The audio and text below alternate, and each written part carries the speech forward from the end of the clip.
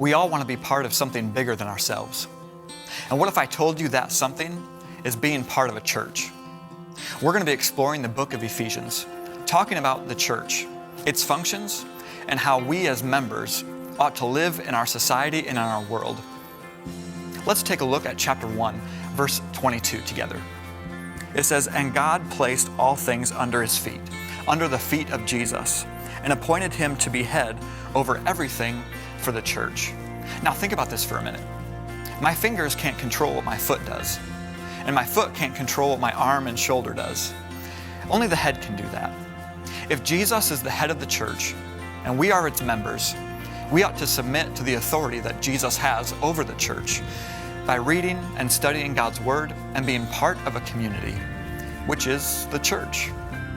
Now, he goes on to say that we are saved by grace through our faith. We're not saved by the good things that we can do. I'm not saved by my ability to play sports. I'm not saved by my ability to make money. I'm not saved by those things. I'm saved ultimately by the grace of God. And in fact, he goes on to say that we are created by God and we are his handiwork, created to do good things, only because of this faith. Now, I want us to think about some redwood trees for a minute. I know it's kind of a silly thing, but these redwood trees can grow up to 350 feet tall and have a diameter as thick as 24 feet across. These things are huge, but what's really interesting about these are that their root systems are very shallow. A tree in your backyard could have a root system as far down as 20 feet.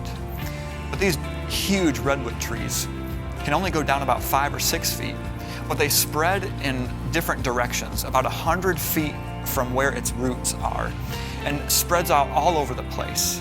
Why? Because it links up with other trees, because they can function and grow together. This is what it means to be part of a church and part of a church family. And I really encourage you to take that next step of faith if you haven't done so already.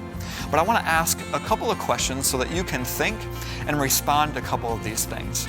First question is this: how does your perspective change when you view yourselves as God's handiwork? The second question is, how has the church played a role in your life?